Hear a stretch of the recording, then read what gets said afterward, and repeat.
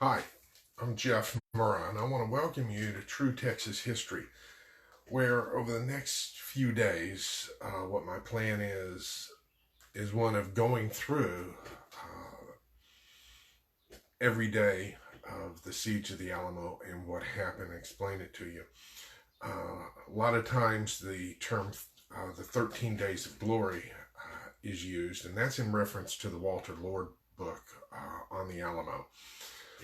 There were 13 days involved, and I'm going to go day by day because today, February 23rd, marked the first day.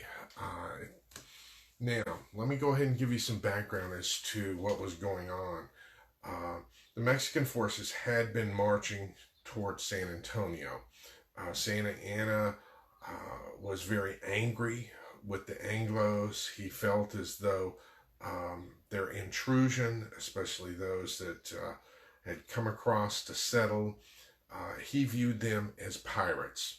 And hence, when he later raised the no quarter flag, he was treating them like the way you would treat pirates. You know, this was one of the things that was happening in the various nations and areas around the Gulf of Mexico. You had pirates.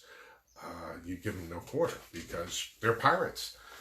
Um, well, on the previous day, one of the Mexican forces attempted to ambush some of the Texans near the city of San Antonio. It was not successful because there was a lot of rain.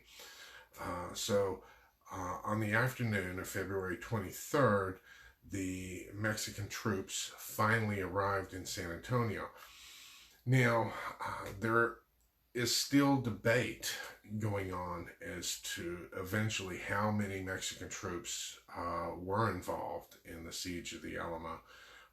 Documentation would indicate that at least about 600 were in this first group that arrived there. And when you consider that the men at the Alamo, the Texians and the others, had a force of less than 200, that's still three times the amount of men that they had. Of course, after Santa Anna comes into town, with all the pomp and circumstance that goes with it, because back then, going on a military campaign had a lot of pomp with it. It was not just sending in your shock troops and getting business done. He goes into town. He demands the surrender of the men at the Alamo, and at that point, he raises the no quarter flag or the blood red flag at San Fernando Church. Now, the locals were appalled at this because they looked at the church as being a house of God and a place of worship, and to make a proclamation of a death threat from a church was abhorrent in their eyes. Yet, you've got to keep in mind that Santa Anna had already taken steps to nationalize all the churches and take them away from the Catholic Church. So he didn't feel like he was doing anything wrong. In his mind, it was just another extension of Mexican property there. And so he saw that he was doing no wrongdoing. And of course, in response to that, there was the cannon blast from the defenders of the Alamo.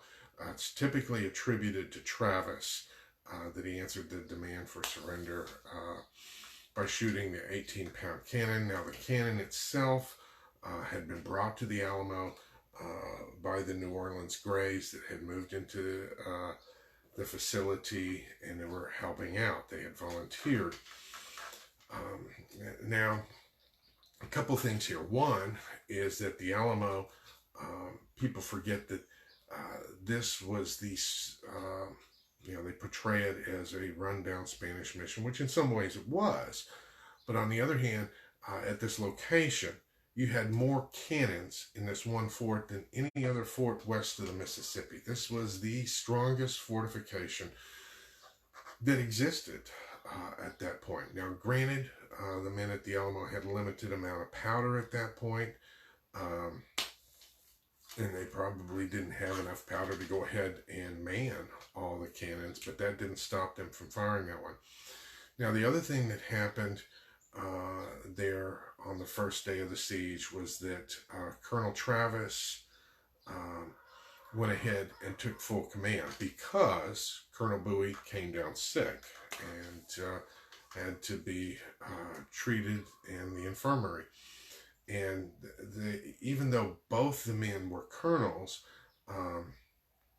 they essentially had different forces. Volunteers versus the regular Texas Army that had been organized. And so there was a little bit of conflict about command.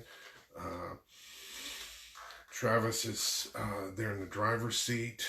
They've got some volunteers from New Orleans. Now, the volunteers from New Orleans, even that has some interesting things because New Orleans